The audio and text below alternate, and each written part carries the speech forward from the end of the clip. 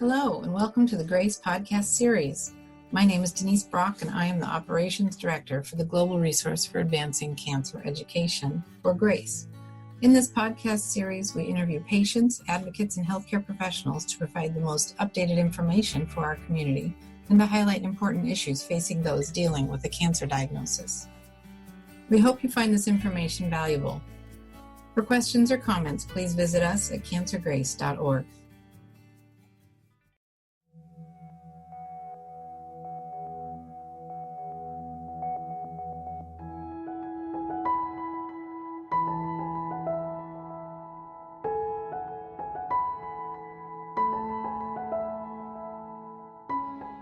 Our question today is, what is the best treatment in the frontline setting for patients with high PD-L1 expression of their non-small cell lung cancer in the metastatic setting?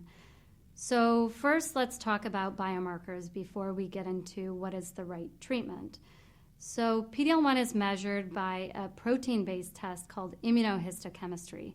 And there are many tests available that are certified for use in clinical care. There are many platforms to measure PD-L1 expression, and the definition that we use for clinical care of our patients to define what is considered PD-L1 high is a threshold of greater than or equal to 50% of the tumor cells in the specimen staining for PD-L1. However, PD-L1 is not the only biomarker we need in the frontline setting to determine what the right treatment is. What I will say is that this test is a very quick test, and we can often get it back in just a few days. And it is tempting to just use this particular result to base our whole decision on, but we do need more information before we can make that decision. The other tests that we are waiting for are what we call genomic or molecular testing. So sometimes this testing is done of individual genes such as EGFR, ALK, ROS1, BRAF V600E, or other times it's done as part of a broader next-generation sequencing panel, which can be upwards of 100 or 200 plus genes that are being analyzed. We also know that these tests can take time.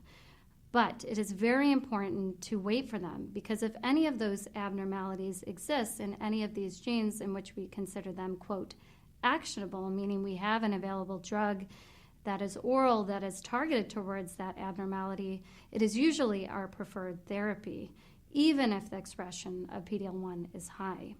So it's important to wait for the results. That's the first thing I'd like to emphasize. Now, if we only have evidence of high PD-L1 expression, meaning greater than or equal to 50%, and no evidence of actionable mutations, such as no evidence of an EGFR mutation, where we would prefer to use targeted therapy against EGFR frontline, or no evidence of an ALK abnormality, where we would prefer to use an ALK inhibitor first line, we have a couple of options we can consider. Now, PD-L1 is a biomarker for immunotherapy, which is a type of drug that works differently than other types of treatments. This drug essentially works through the immune system to wake up the immune system to go ahead and do its job of trying to kill the tumor. So when the expression of PD-L1 is very high, we have a couple of options. First, we have the option to potentially use immunotherapy on its own, not paired with any other agent, but truly on its own. And this drug is called pembrolizumab or Keytruda. And the reason this is an option is because there was a big study that was done comparing this drug, pembrolizumab, to what our standard of care used to be in the setting, platinum-based chemotherapy. And what was found is that immunotherapy in patients with very high PD-L1 expression and no evidence of an EGFR ALK abnormality, the overall survival was improved. The response rate was also higher than chemotherapy, on the order of 40 or 50%. In terms of the other option we have is the combination of chemotherapy plus immunotherapy. And the type of chemotherapy we combine with this immunotherapy depends on how it looks under the microscope. So if it's adenocarcinoma, we pair it with a certain type of chemotherapy, and if it's squamous cell carcinoma, we pair it with a different type of chemotherapy.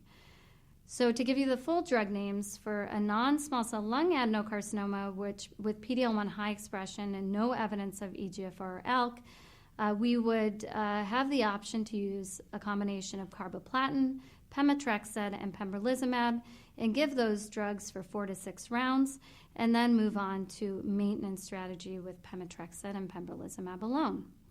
Now, if it's squamous histology, on the other hand, pemetrexed doesn't work for squamous histology, so we have to pair it with a different type of chemotherapy, and that's carboplatin, paclitaxel, or its cousin, nab-paclitaxel, plus pembrolizumab. And again, we give the treatment for 4 to 6 rounds and then move on to maintenance pembrolizumab as long as the drugs are working. The response rates for these combinations are somewhere around 50 to 60% also. So how do we decide to either use single-agent immunotherapy completely on its own versus combination chemotherapy plus immunotherapy? So I think we have to take into account really 2 major factors. 1 are the tumor factors, and 2 are the patient factors. So in terms of the tumor factors, some of the things that I examine are: what is the bulk of disease? Where are we worried that the disease is going to cause a problem? And do we need to be more aggressive in our approach with using chemoimmunotherapy for these types of patients? We can also look at the pace of the disease, get an understanding from previous imaging to see how quickly it's moving, or alternatively ask our patients whether they are having worsening symptoms in a short amount of time. So in these 2 scenarios where the disease is acting more aggressively, we may favor using chemotherapy plus immunotherapy rather than immunotherapy on its own. We also want to take into account patient factors because, of course, chemotherapy plus immunotherapy has side effects of both the chemotherapy and the immunotherapy versus just having the side effects of the immunotherapy alone. So we want to understand the risk to our patients in terms of their ability to tolerate such a combination, and also understand their other medical problems that may make their risks higher. So therefore, we have 2 potential options for patients with PD-L1 high-expressing tumors without evidence of an EGFR or ALK abnormality, and that includes single-agent immunotherapy or combination chemotherapy plus immunotherapy. Now, one thing I haven't talked about yet is there is a quadruple regimen of 4 drugs that we can use together in the frontline setting. And this is based on the Empower 150 regimen. This uses a combination of chemotherapy, carboplatin, and paclitaxel, plus an immunotherapy drug that targets PD-L1, known as atezolizumab, and then a drug that has properties that we call anti-angiogenic, or affect the blood vessel supply of the tumor, known as bevacizumab. So there are many facets of this particular regimen, and they have unique side effect profiles. So one of the main questions I ask when I am thinking about using this regimen is with regards to the choice of chemotherapy that we are using here, and also whether or not we think that the patient will be eligible for receipt of bevacizumab. So paclitaxel-based chemotherapy is not always a favorite of our patients since it can have neuropathy and hair loss, so we always discuss those side effects with our patients. And then in terms of safety from bevacizumab, for any patients with squamous tumors or central tumors that may be necrotic or have areas of dead tissue, or if patients are coughing up blood, we do not want to use bevacizumab. So it's really a risk-benefit discussion for utility of the quadruple regimen.